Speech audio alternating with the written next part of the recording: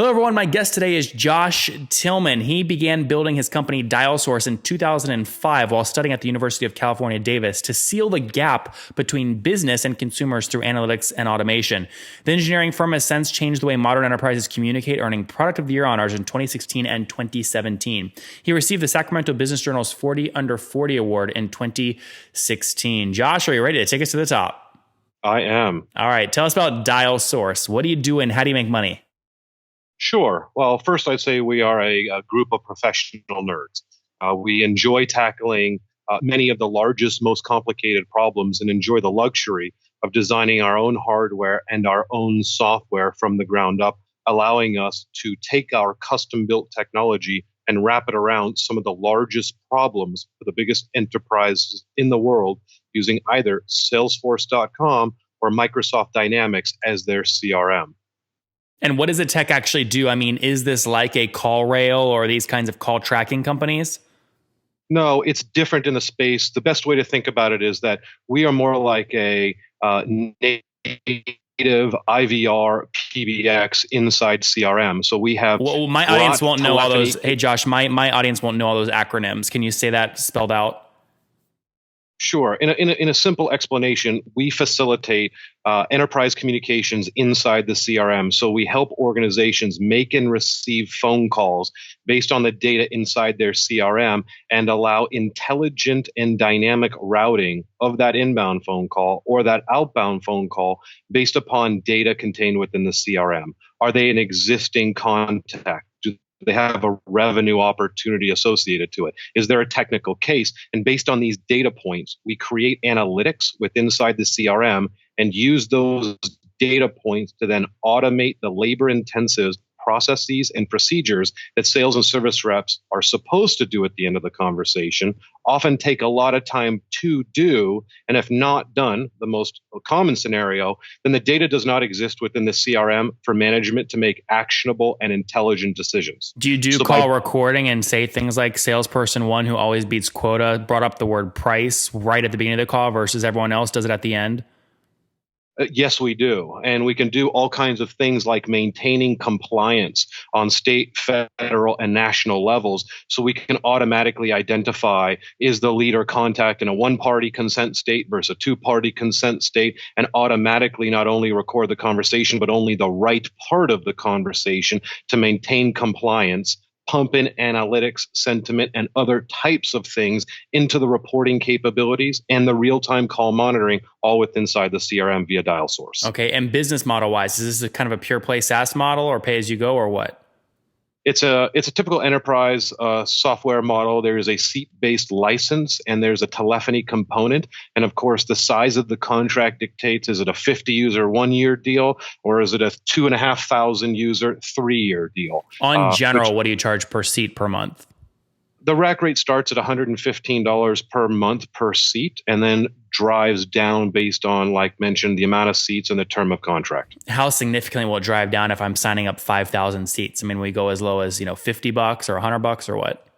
We would probably be around that $50 mark for that size. I won't get into too many details, but we do have accounts that are sub-Fortune 250 of the Fortune 500 that do have seats that are into the many thousands that do have price points in that range. And without getting into specific customers, because obviously you can't do that, what are you doing right now in terms of just total seats using DialSource? We're well into the tens of thousands of seats on DialSource. We're into the high hundreds-ish in terms of accounts. But as you can imagine, an account could be 5 seats, an account could be several thousand seats. Got it. So I mean, it's fair to say you've got north of, you said low 10,000s, 20,000 seats. Those are folks that are companies that are paying you for one of their employees to be using your platform via Microsoft or via Salesforce. That's correct. Okay. Give me more of the backstory here. When did you launch the company? So I started this out of an undergrad at the University of California. I was writing a research paper with a handful of friends on telecommunication technology, database, and outsourced labor. Mm-hmm. That college paper then turned into a publication in the American Computer Machinery Journal. I was then contacted by some early players at Salesforce.com in the early mid-2000s. And as a handful of early 20-somethings fresh out of the University of California, we started building some prototypes and selling a cloud-based CRM with built-in telephony into real estate, into insurance, and other industry segments. And it was at that point we were contacted by Salesforce to build our unique hardware in the programming language of Salesforce, becoming the first native communication system for Salesforce. And 12 years later, we still are the only fully fledged for sales, and rank as the number one sales application on the Salesforce App Exchange, the number two support application on the Salesforce App Exchange, and the sixth ranked application of thousands worldwide as a result of that technology. Has Salesforce approached you to buy the company? I'm not at liberty to discuss that. Why haven't you sold to Salesforce? I don't believe that our business is in the right position to warrant the dollar amount that I would accept for an exit. I believe that we have another couple hard years of work in front of us, perhaps another round of two of funding in front of us to build the team to get to where we want to go. Part of that strategy was diversifying our technology from not just being the leader for Salesforce, but over to Microsoft Dynamics. And so we've launched many players within the NFL. We recently just finished launching all of Madison Square Garden holdings on our Microsoft product of DialSource. And so these type of strategies allow our organization to grow in size and in redundancy, which of course translate to the value of the organization I would accept for an exit event. So I have some follow-up questions there. Number one, how much have you raised to date total? Today we've done about $7 million in funding. Okay, and obviously I imagine that was not all just convertible debt. You've done a priced equity round at this point? Correct. Okay, got it. And when was day one, start date? I know it was in your dorm room, but what year was that? That would have been 2005. Okay, wow, you've been at this a while, 10, 11 years. That's great. Well, more than that. Right. Yeah, 15 years. No. Yeah. Okay, 2005. Go ahead. To your point, though, we were a bunch of college students looking to solve problems. And then that morphed and we started generating hundreds of thousands of dollars, then into millions of dollars. But we really were a technology engineering firm first and foremost. It wasn't until just a handful of years ago that I would say we really pivoted from being top engineers to also building a sales and marketing team and a business around the technology, sure, which is atypical for how technology companies build. By saying, let me go raise funds, put a model together, and then scale. We were already doing millions of dollars in revenue before a single dollar was ever raised. What year did you raise that first dollar? It probably would have been around the early 15 time frame. And what was trailing 12 months revenue when you did that? I'm curious how big you got bootstrapped. We were doing seven figures at that point. We were doing low seven figures. Okay, call it 2-3 million, something like that. Yes. Okay. A little bit more on the north, on the high side of that. Okay. And what are you growing at now year over year? What do you like to aim for? We closed last year at 121% growth of ACV of the year prior. As you can imagine, we're a lot bigger now than we were at that previous state. I would like to see this quarter at about equal to last year's revenue. So we're growing quite a lot, but we are also stacking many of the largest enterprise organizations into multi-year contracts into DialSource as well. Payable up front? Generally. So it's generally we're getting like 12 months up front. And then as you can imagine, nobody's paying 36-month contracts up front whole. That will happen. You'd be a genie if you figured that out. Right. I'd like to think we would, but we're happy to do 24 and 36-month contracts. And in the larger deals, we might take biannual payments, but it is contract paid up front. And then there's a lot of land and expand when organizations realize moving from using outbound calling and automation analytics for sales processes, but then also using the similar type of intelligent inbound dynamic routing for service calls and tying service to sales. And so we see rapid growth in our accounts very, very regularly, more often than not. This number I think is going to be aggressive, but I'm going to do it anyway. 20,000 seats. You said your price point typically starts about 115 a seat. Obviously, it goes lower with bulk deals, but on the high end, that puts you at around 2.3 million per month if everyone was paying 115 per seat, or about 1 million a month if everyone was paying $50 per seat. Is it fair to say you're somewhere in that range between 1 and 2 million in MRR? Yep. Got it. And where were, and I guess you already told me 121% year over year growth. So you were doing what, like 750 a month, 12 months ago? Yeah, close. Something like that. Not Yeah. too far off. Okay, that's pretty good. And what's driving most of the growth? So it seems like you've really mastered land and expand. How do you get the initial land? A lot of it is through conferences. We didn't really even have a marketing presence just a year and a half ago. It's something that's new to our organization, which now drives 30% of our lead traffic. Conferences. Conferences. Wow. Now we're doing webinars. We have some heavy hitters that have come from other well-established SaaS organizations in our space that have joined the growing DialSource team to help us iterate faster within the messages. I'll be speaking tomorrow at the AAISP, the American Association of Inside Sales Professionals, where we happen to be a marquee sponsor. Now I'm a keynote speaker there. So things like that have really helped us to drive the message out across. But one of the reasons why we do so well in the land and expand is we have a very unique ROI value proposition around this heavy automation and this heavy analytics that cannot be replicated by any other technology. Why not? Because other technologies have integrated the telephony, and a large component of that is whether they're using something like Twilio to integrate the telephony into Salesforce. They can't control the actual ecosystem. Since we designed our own hardware and our own software and built our own carrier network, we have the ability to control the solution end to end on a per account implementation. Or should something go wrong, like we outgrow a particular vendor, we can slot them out and slot somebody else in because we control the entire stack. That is not something that can be replicated by integrating external technologies together. Got it. The other large component is around security and compliance. Because of what I just mentioned and that we control our own ecosystem, we purposefully built unique security controllers into our ecosystem so we cannot log into the client's org. We cannot see any of the client's data. And unlike an integration, we do not pull any of that data out of Salesforce and Microsoft. So when you're getting into the large enterprise organizations that are publicly traded and heavily regulated on SOX or HIPAA, this is an area that we can only hit on, and none of our competitors can walk through these global security reviews, not touching nor seeing or having any access. And the enterprise has become a lot more savvy into the security compliance as these vulnerabilities have been identified in the last couple of years. Josh, with this kind of integration and this kind of security, these kind of features built in, your churn must be exceptionally low. What is your churn annually today? Negative 15% last year. In terms of logo, what is it? I assume that what you just gave me is revenue churn. That was actually not revenue, it's seats. So I'm less concerned with logo as I am with seats. As mentioned, I could lose one logo, that's 5 seats, and another logo could be 2,000 seats. So I'm looking at churn as a seat basis. So that was a net seat basis then, right? What was gross? Correct.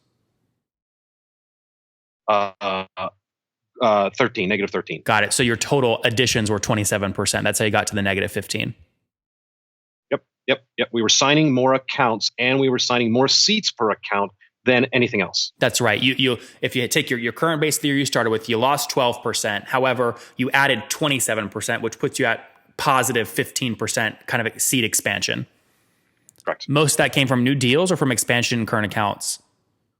It was a combination of both, but we didn't have this in years past. One of the big reasons for that is we built an extremely comprehensive customer success management team. How many people on your team? We're about 40 right now. Oh, wow. Okay. Is everyone based there in Sacramento? Mostly. We have a handful also in Austin. Oh, great. Okay. I'm in Austin right now. Cool. Last few economics questions. CAC. What are you spending to acquire these guys? It depends upon the department, right? I mean, it's different if I'm bringing in an enterprise SaaS seller with 10 years experience who's holding $2 million a year quota versus bringing in one of the top PhD computer scientists out of the University of California without any real experience. And so we've aligned ourselves with the University of California to bring in a lot of these heavy hitters without the experience. So it Josh, ranges. sorry, I meant to acquire customers, not to acquire team members. Misunderstood you. That's okay. So I would say it's probably somewhere around $12,000 per account to land that account right now. Yeah. But that is reducing Why do you talk about your CAC in terms of per account, but ARPU and other metrics are tied to seat numbers? Like, in other words, what's your CAC per seat, or do you not look at that? We haven't been looking at that. Okay. It doesn't translate the exact same way as we were looking at for the seats. But to be honest, there are always areas of improvement. We brought on some deep talent into our internal financial departments across controllers and others who are helping us make more analytical decisions as we grow, as we're chasing our next round. Sure. When a new account joins you on average, how many seats do they start with? Starting is probably around 55 to 60. Okay, got it. Starting account. So if 50 people come on paying that minimum, well, they probably don't get that cheap price of $50 per seat with only 50. So it's probably closer to 100 or 115. Correct. Yeah. So 50 times 115 is $5,700 a month. You're paying 12 grand to get them. Your payback there is less than 3 months. That's healthy. Correct. Yeah, that's works. Right. Interesting. What do you assume lifetime? This is a dangerous question because it sounds like it could be actually infinite, which would be dangerous. But what do you assume lifetime value is on these accounts? It's a lot. The Sacramento Kings were our first NBA account. I think they just finished their 5th year on contract, going into a 3-year renewal. Same has happened at several subsidiaries at Vista Equity Partners, yep. And some other large ones. And so, to your point, we're extremely sticky, and our development roadmaps outstrip the problems our clients identify, and they're constantly growing into the technology that we're standardizing as best practices, whether it be Wall Street, academia, the USCs, the Stanfords of the world that are on our technology, and sharing these best practices. And then as a result, we built these implementation and customer success management teams to make sure that our clients are continually growing into solving problems. And that causes major land and expand and very, very low churn. Yeah. Well, I mean, what do you assume lifetime value is on one of these guys? Look, if I do it on a per seat basis, you mentioned you have gross seat churn about 12%. That's 1% per month. So you could assume a seat stays with you for about 100 months times that 150 point says each seat is maybe worth 11 grand to you. But that's really fishing at kind of not hard numbers there. What do you assume? Yeah, it's a difficult one because of the age of our organization and the fact that the size of the accounts have changed dramatically over, let's call it, the last 36, 24, and even 12 months for us. So the size of the account, the price per size, and the fact that they're going into multi-year contracts makes it very difficult to determine what is the actual average cost of the lifetime of that account. I don't have that number off the top of my head. Last question. I asked you, why haven't you sold a Salesforce? And you said you've got a few more hard years of work to hit the number that you have in your head. How have you come to whatever that number is? I'd say it's like looking at comps and buying a house, right? I've looked at other players in our space that have raised hundreds of millions of dollars on multi-billion-dollar valuations. Name one or two. InsideSales.com, New Voice Media, Five9, Connect and Sell, Outreach, Sales Loft. I can continue to go on while we continue to dominate the Salesforce App Exchange, Microsoft ecosystem, and take the biggest names away from some of these players into multi-year engagements. And so I believe that the market is heating up in the alignment of where CRM has been in the last 10 years to help management make more informed decisions while onboarding extra work and activities for the sales and service reps as the past.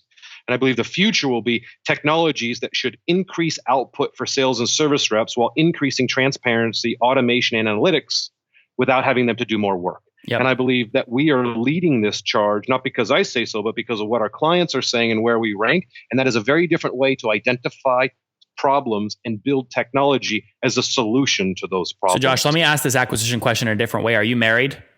No. Oh, darn it. Are you still close with your parents? Yes. Which one are you close to? Both. I'll be seeing them tonight for dinner before I take off for 3 weeks of travel. Okay, this is perfect. You get an email right after this interview from Benioff. He offers, let's say you're doing between $1 and $2 million a month right now in revenue. So let's say you're doing between 10 and 24 million bucks a year. Let's say he offers you kind of 10x ARR, so quarter of $1 billion. If you tell your parents that you turned down a $250 million acquisition offer tonight at dinner, do they get pissed at you? They would only be upset if I took it. Interesting. All right, Josh. Not enough. Let's wrap up here with the famous 5. Number 1, what's your favorite business book? Hard Things About Hard Things. Good. Number 2, is there a CEO you're following or studying right now? I am constantly changing that as I want to learn from the greats and from the not so greats. Um, Most recently, I'd be saying I've been tracking what Elon Musk has been doing and why he's been making the very, very difficult decisions that are high risk and take lots of money to do so. Like selling flamethrowers for $2,000 a pop. That was an interesting one. But some of the stories previously on launching Tesla, SpaceX, etc. I'm kidding. I'm kidding. All right. Number 3, besides your own, what's your favorite online tool for growing the business? You said favorite online tool? Yes, sir. DialSource. Besides your own. Salesforce. All right. Number 3, how many hours of sleep do you get every night? About 4.5. Okay. 4.5. And you already told us you are not married. What about any kids? Any kids? No. Okay. And how old are you? 36. 36. Last question. What do you wish your 20-year-old self knew? That I didn't know anything. There you guys have it from Josh. Again, building something special here. Started as a thesis paper in the dorm room. You never think those things are actually going to turn out to anything good. It's worked out for Josh and his buds. They launched the company back in, it would have been back in 2005. They started reminiscing on it. Launched it, grew it to about $3 million in ARR before taking $1 of funding. They've since raised about $7 million, serving 20,000 seats, paying a minimum of $50 a seat. So they're doing between $1 million and $2 million per month right now in revenue, up 121% year over year. So about $750,000 just 12 months ago. Churn, this is gross logo churn, less about 1% per month net. That's 15% expansion in seats year over year. Spending about $12,000 on CAC, super healthy payback, looking to continue scaling with this team of 40 folks in Sacramento, helping people really understand sales calls, inbound calls, how to funnel them, where to put them based off data inside of Microsoft and Salesforce. Josh, thanks for taking us to the top. Wonderful. Thank you for the opportunity. I thoroughly enjoyed it.